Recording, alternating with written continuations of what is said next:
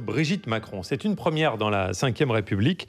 Emmanuel Macron tient finalement une promesse de campagne. Elle aura un rôle et elle ne sera pas cachée. Parce qu'elle partage ma vie, parce que son avis m'est important et parce que la fonction présidentielle, il ne faut pas se mentir, elle emporte quelque chose qui en effet a une dimension personnelle.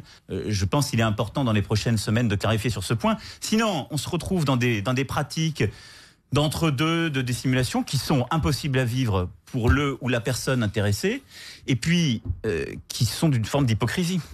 Voilà, c'était sur RTL il y a quelques mois pendant la campagne présidentielle. Alors que va faire la première dame? Voici donc ses responsabilités. Elle va assurer la représentation de la France dans les rendez-vous internationaux aux côtés du président, superviser les réceptions officielles à l'Élysée, soutenir ou parrainer des manifestations caritatives, sociales ou culturelles. Le président pourra lui confier des missions dans ces domaines si elle le souhaite.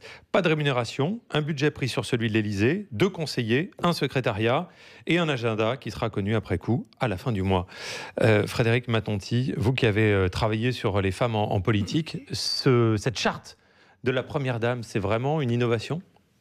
Alors, c'est une innovation sur la forme et exclusivement sur la forme. C'est-à-dire qu'en réalité, ce qui est mis noir sur blanc, c'est ce que faisaient les premières dames quand il y avait les premières dames.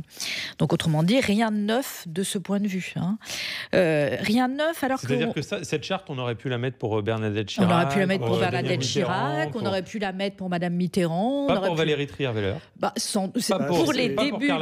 Pour les débuts de Valérie Trierweiler, on aurait tout à fait pu le faire. Ça ne résout en réalité. Alors, on peut dire plusieurs choses. Première chose, c'est très bien de faire de la transparence, c'est très bien de dire noir sur blanc. Bon, si on va un tout petit peu plus loin, le rôle de la première dame, c'est une fonction en réalité essentiellement de communication, quand on y réfléchit. C'est-à-dire, ça consiste à être le faire-valoir de son époux président.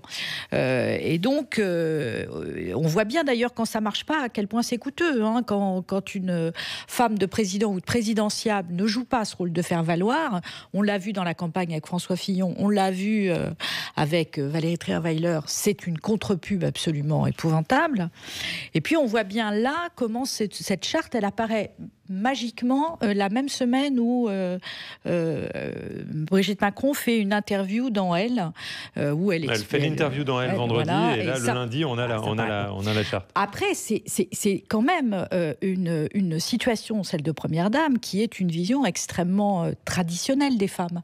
Elle s'occupe, c'est la maîtresse de maison, on vous dit, c'est un rôle caritatif, bon, et rien n'est réglé, si je puis me permettre, et je termine, mais rien n'est réglé, c'est-à-dire qu'on pourrait imaginer une femme qui travaille, là c'est pas le cas, mais qui travaille, qui serait obligée de s'arrêter. Rien n'est dit, par exemple, de la retraite.